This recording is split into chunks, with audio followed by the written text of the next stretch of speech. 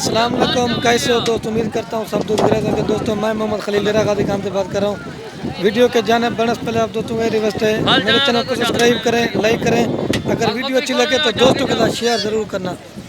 दोस्तों ये बकरी ब्रिज के साथ 3 बच्चे हैं, 2 फीमेल हैं, 1 मेल है, प्योर राजन ब्रिज बकरी। दोस्तों दांतों में 6 दांत, आपको फल निकला हुआ है। ये देखो प्योर वाइट कलर में, ये देखें।